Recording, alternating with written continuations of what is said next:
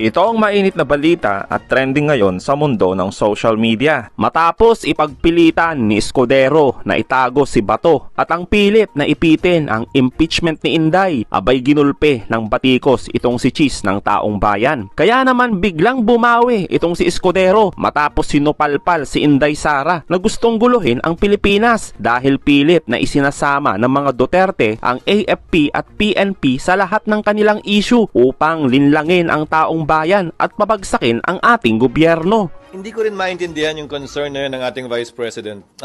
Maliban sa ito'y patuloy sa pagpapatuloy ng tila mensahe na common sa kanila na umaapila palagi sa sandatahang lakas sa anumang level, anumang issue, anumang kaganapan. Dahil hindi ko rin maunawaan kung ano yung apila niyang sinasabi kaugnay nun na yung Presidential Security Command daw ay under ng AFP. Pero anong gusto niyang palabasin? Magbabangayan ang sundalo at ang pulis? Klaro, law enforcement operation yon na nag-assist lamang ang AFP. At hindi pwedeng palaga naman na lumaban ang AFP sa kapulisan kaugnay sa law enforcement operation. Bakit ba natin pilit na pinag-aaway yung dalawa? Ulitin ko, marahil bahagi lamang ito sa constant na apila ng kanilang panig kaugnay sa Armed Forces of the Philippines. Nakampihan marahil sila o magkaroon ng posisyon o paninindigan sa ilan sa mga issue na involved sila. Well, ulitin ko, tila pilit nilang dinadamay ang sandatahang lakas sa iba't ibang issue na hindi naman dapat talaga at wala namang issue. Dahil facility man yan ng police, facility man yan ng sundalo, facility man yan ng executive branch o ng kongreso, ang law enforcement operation ay law enforcement operation pa rin. Hindi dapat mangampi ang AFP kanino man. Dapat tumayo sila sa likod ng chain of command at ng saligang batas sa ilalim ng commander-in-chief natin. At hindi para sa kanilang maglaro ng politika at pumabor sa isang kulay o kabilang kulay man.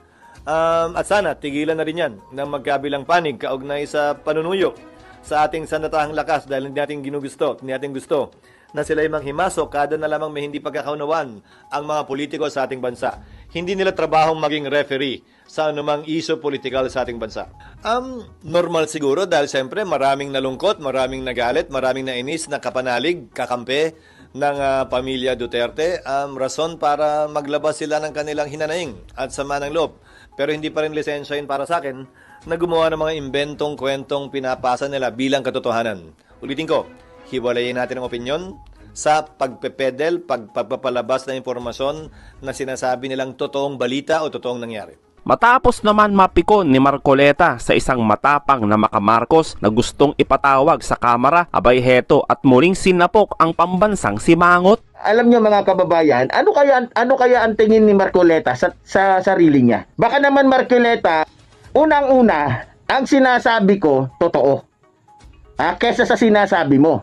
Hindi mo lang matanggap na minura kitang, yun lang ang hindi mo matanggap. Kaya ka nagagalit sa akin. Alam mo, kung murahin man kita ngayon at anumang oras na murahin kitang kulang yan sa ginagawa mong pagtatraidor o pagkampi sa mga taong sakim sa pera at kapangyarihan katulad ng mga Duterte. Kulang yan sa ginagawa mong paninira sa mga magigiting at iniidolo kong mga congressman. Pasabi-sabi ka pa, galit ka sa mga naninira. Bakit hindi mo nagawang ipatawag si Paulo Duterte, si Baste na nagmura sa aming mahal na Pangulo? Bakit hindi mo ni-request? Di ba?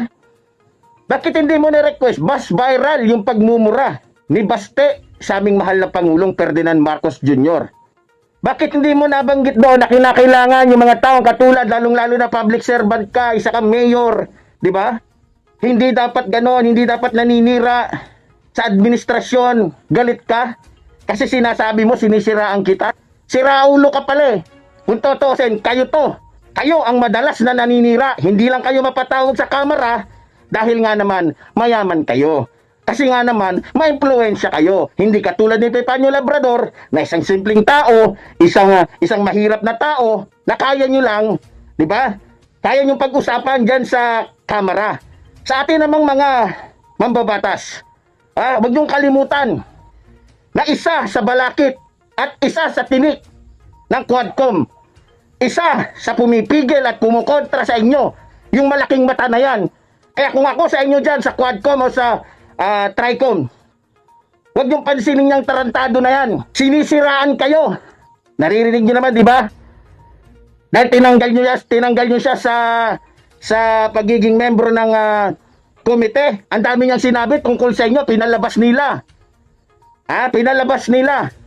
Na inyong sinasabi, ang inyong ginagawa ay pamumulitika. Kasama siya at sangayon siya sa mga sinasabi ng mga Duterte, nila Bato, nila Bongo, nila Robin.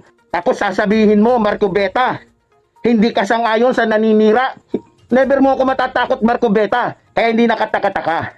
Kasi Marcoleta, nakikiisa, sumasama sa mga taong sakim sa pera at kapangyarihan. Nako, style ninyong mga mayayaman. Diba?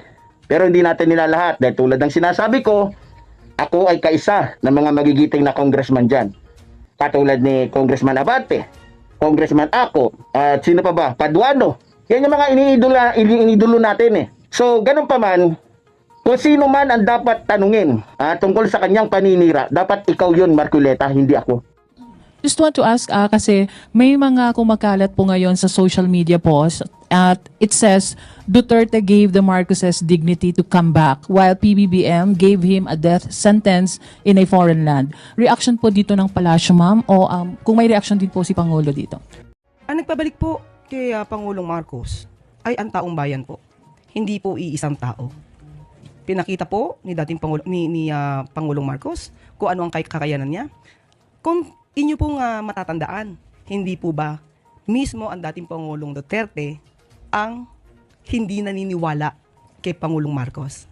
He even said that PBBM is a weak leader. Papaano niya masasabi na inangat niya ang dignidad ni Pangulong Marcos kung siya mismo dati ang nagbababa rito?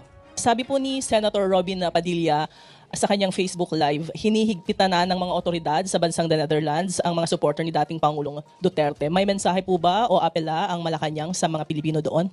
Unang-una po, hindi lang po sa mga kababayan natin sa ibang bansa, kundi dito na rin po, na manatili po tayo na kalmado.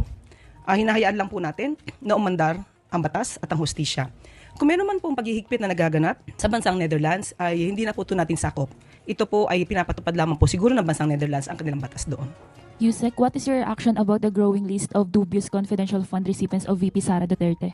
House Deputy Majority Leader Paulo Ortega cited more names like Amoy Leo, Fernan Amoy, and Jody Asim, and they even call it Team Amoy Asim po. Yes, we believe that VP Sara has the obligation to tell something about this, to tell something about these discoveries. Marami na po ang naglilipana patungkol sa mga peking resibo na di umanong na issue po ng opisina po ni VP Sara. So, mas mabuti po, sinasabi naman po niya na dapat po tayo ay may transparency. Mas maganda po na mauna po siya na ipaliwanag ito. Sa pagtitipon din po sa The Netherlands, nabanggit po ni VP Sara sa kanyang speech, as I quote, sabi ko, yung kagustuhan mo na umuwi, yan din yung katapusan ng buhay mo, magiging Ninoy Aquino Jr. ka. Any reaction po from the palace? Pinahahalintulad ba ni VP Sara ang kanyang ama kaya sa yumaong Ninoy Aquino? Parang hindi po natin nadinig noon na inahilin tulad ni dating Pangulong Duterte ang sarili niya kay Ninoy, kung hindi kay Hitler. So napakalayo pong ipakumpara ang sarili o ikumpara ang dating Pangulong Duterte kay Ninoy Aquino na hindi nagkaroon ng anumang record or crimes against humanity. Mas ninais po ni dating Pangulong Duterte na ikumpara ang sarili niya kay Hitler. Yusek, lang sa asylum application ni Attorney Harry Roque, ano ba talaga nakikita ang motive dito ng Palasyo? Do you see this as a tactic of Attorney Roque para makaiwas doon sa mga criminal proceedings as what was stated in a petition filed by a doon sa abroad, ma'am eh? Anong tactic ang nakikita niyo rito? Yusek? Kahit hindi pa naman po siya nag-a-apply ng asylum sa Netherlands, alam naman natin na siya ay hindi na nagpakita sa anumang Quadcom hearing. Siya ay umalis sa Pilipinas at hindi na bumalik. So ano ba ang ibig sabihin nito? Taktika ito para hindi na siya muling matanong pa sa kanyang mga isinawalat sa Quadcom hearing patungkol sa kanyang mga transaksyon. And doon sa posibleng maging dahilan niya, yung affiliation niya kay dating Pangulong Duterte, do you see this as a reason para hindi maaprobahan yung application niya sa asylum sa Netherlands? Depende na po yan sa gobyerno po ng Netherlands kung ito po ay makakaapekto sa kanyang petition for asylum. Ang question ko po, ma'am, is if there are enough grounds for the Duterte family to fear for the life of the former president in case or na umuwi ang dating Pangulo dito sa Pilipinas. Yun na nga po nakakapagtaka eh. Saan po ba nakukuha itong mga kwento na ganito? Saan po nakukuha ang pagkukumpara kay dating Ninoy Aquino? Saan nakukuha yung mga threats? As a matter of fact, hanggang ngayon, yung sinasabing threats kay VP Sara, hindi pa rin po na ipapakita sa NBI at saka sa PNP. So saan lamang po ito nakukuha? Kailangan po natin kasi ng mga materyales, ng mga ebidensya bago po magsagawa ng ganitong mga klaseng statements. Wala pong katotohanan yan. Doon sa rally sa Dahig, nabanggit po, sinabi po ng mga crowd doon na mag-resign na si PBBM at sabi ni VP Sara, o kayong nagsabi niya na hindi ako, Marcos resign. Bakit ba kailangan ng resign? Dahil hindi mo pinapakita sa taong bayan na maayos kang mag-isip at kaya mo ang mamuno. Ano po ang tugon ng administrasyon? Kung pinag-resign po nila ang Pangulo, sino po ba ang makikinabang? Kahit sabihin po ni VP Sara o kayo nagsabi niyan, siya pa rin po ang makikinabang. Sasabihin po ba na walang kakayanan mamuno? Paano po natin masasabi ito? Kung ang pinapailal po natin ay ang batas. At very transparent po tayo sa anumang mga transaksyon. Hindi po mas kakayanin ng isang tao na mamuno, na maraming inililihim, maraming itinatago, at hindi nagpapakita ng anumang dokumento, more particularly about the funds. Yusek Senator Bato de la Rosa told you, Ms. Castro, akala niyo mga santo kayo, hindi nakakabuti yung gagawin kung pag-evade ng arrest, pero yung ikabubuti ng bansa ba yung ginawa niyo? How do you respond to that? I know, we are not saints. Unang-una po, pinapatupad lamang po natin ang batas. Sinabi naman po niya na valid ang warrant of arrest. Muli, sasabihin natin, inamin na ni Senator Bato, valid ang warrant of arrest. Siya na ang nagsabi. Kung siya man po ay magtatago, hindi magandang maging modelo ang katulad ni Senator Bato. Dati nang naging PNP chief, hindi magiging magandang modelo yan. Dahil yan po ay nag-iinggan niya sa taong bayan na kapag may warrant of arrest, kailangan ng magtago na lamang.